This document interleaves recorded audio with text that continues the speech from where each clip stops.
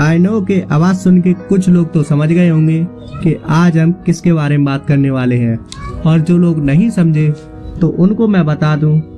तो फ्रेंड्स, आज हम बात करने वाले हैं फिजिक्स वाला नाम से जाने जाने वाले one of the most famous personality and the को फाउंडर ऑफ फिजिक्स वाला कंपनी मिस्टर अलख पांडे सर के बारे में।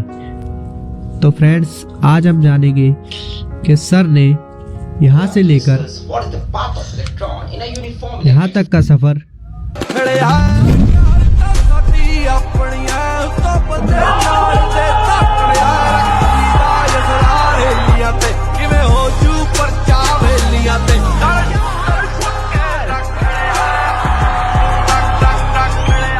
कैसे तय किया। तो बने रहिए आज की हमारी वीडियो में। तो मैं मैक्स बॉय वाईटी आपका स्वागत करता हूँ अपने चैनल मैक्स बॉय वाईटी पर। तो शुरू करते हैं आज की वीडियो को। तो फ्रेंड्स, अलख सर का जन्म हुआ था उत्तर प्रदेश राज्य के इलाहाबाद शहर के प्रयागराज में 2 अक्टूबर 1991 को, और इनके पिता एक कॉन्ट्रैक्टर थे और इनकी माता एक हाउसवाइफ थी। जब इनका जन्म हुआ था तब इनके घर की स्थिति सही थी। फिर जब अलख सर 6th क्लास में आए तो उनके पिता ने एक बिजनेस करने के लिए अपने घर को बेच दिया और अपनी फैमिली को लेकर स्लम एरिया में शिफ्ट हो गए। और फिर इनकी स्थिति दिन पे दिन गिरती चली गई, जिसकी वजह से अलख सर ने क्लास 8th में होकर भी क्लास 4th के बच्चों को ट्यूशन पढ़ाई थी। और जब ये क्लास 10th में आए तब ये अपने स्कूल से पढ़कर बच्चों को होम ट्यूशन भी पढ़ाया करते थे।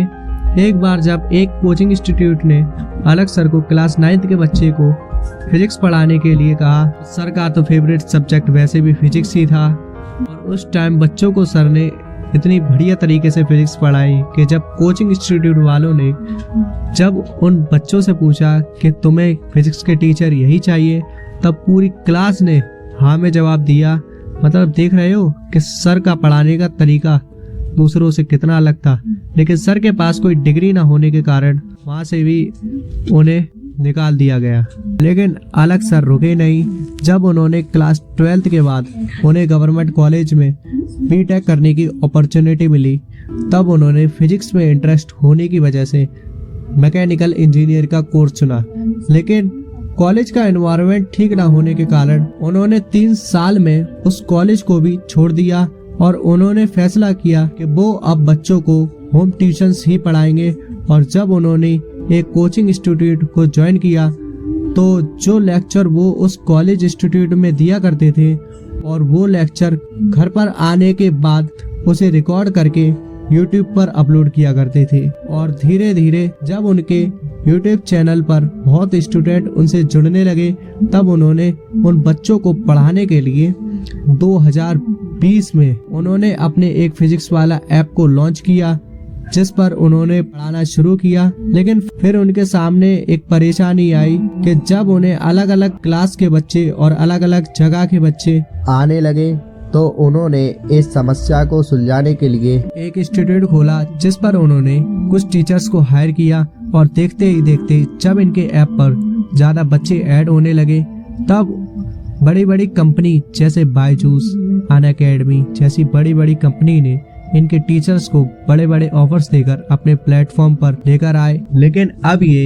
एक बहुत बड़ी परेशानी बन चुकी थी, क्योंकि जिन बच्चों ने उनके कोर्सेज को परचेज किया था उनकी तो पढ़ाई रुक गई। लेकिन फिर भी सर ने हार नहीं मानी और उन्होंने एक वीडियो जारी किया, जिसमें उन्होंने कहा, नहीं दबने वाले, हम आगे बढ़ते रहेंगे। आप एक लेकर जाओगे, मैं 100 अलख पांडे फिर से खड़ा कर दूंगा। और जो टीचर्स बच्चों को छोड़कर जाते थे, उन टीचर्स को भी बच्चों के थ्रू गाली पड़ा करती थी। और इसलिए फिर कोचिंग इंस्टीट्यूट ने उनके टीचर्स को उठाना थोड़ा कम कर दिया।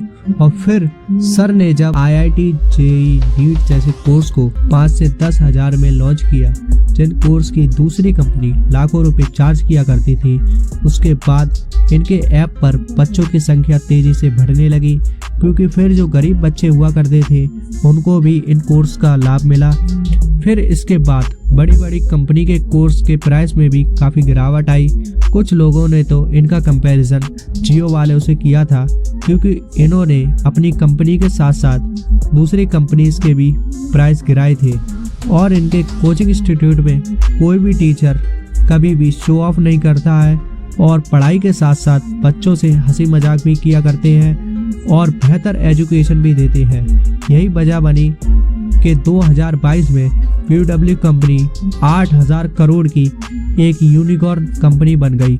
मतलब ये अब प्रेजेंट टाइम में बायजूस, अनअकैडमी, वेदांतु जैसी बड़ी बड़ी कंपनी के बराबर आ गई थी और 2024 में इनके पास भारत के 1 करोड़ से भी ज्यादा बच्चे इनके पास पढ़ते हैं। और अलग सर की एक बात जो कि मुझे भी बहुत इंस्पायर करती है वो ये है कि अगर राजा बनना है तो अपने सुखों का सैक्रिफाइस करना पड़ेगा और शायद यही बात ऐसी थी जिसने अलग सर को इस मुकाम पर लाकर खड़ा कर दिया। और अगर आप भी बड़े मुकाम पर जाना चाहते हो तो तुम्हें भी अपने सुखों का त्याग करना पड़ेगा। अगर तुम भी एक मिडिल क्लास फैमिली से आते हो और तुम भी IIT, JEE, नीट, UPSC जैसे बड़े बड़े कोर्स को बाय करके स्टडी कम पैसों में करना चाहते हो तो इन्हें ज्वाइन करना मत भूलना। अगर तुम्हें वीडियो पसंद आई तो वीडियो को करो लाइक और चैनल को करो सब्सक्राइब, क्योंकि आने वाले टाइम में हम ऐसी और भी वीडियोस लाएंगे।